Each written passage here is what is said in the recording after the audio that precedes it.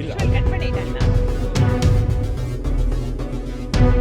எல்லாரும் பேசும்போது அப்படிதான் இருந்தா.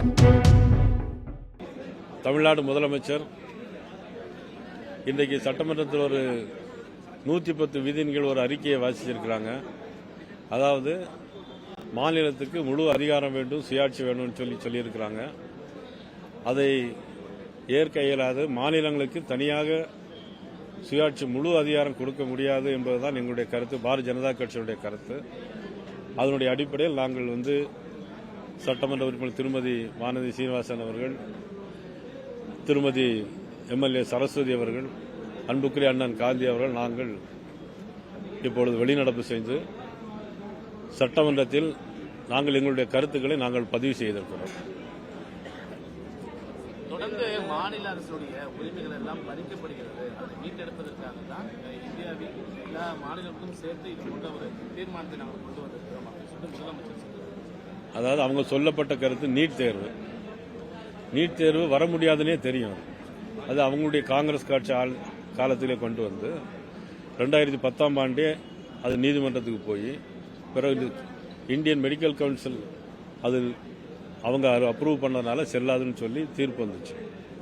அதுமாதிரி 2013 மே மாதம் 5ஆம் தேதி அது நீட்டினுடைய எக்ஸாமும் ஆரம்பிச்சாச்சு.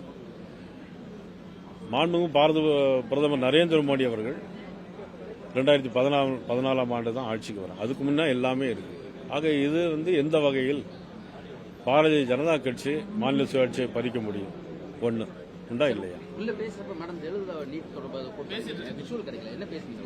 இல்ல கட் பண்ணிட்டாங்களா?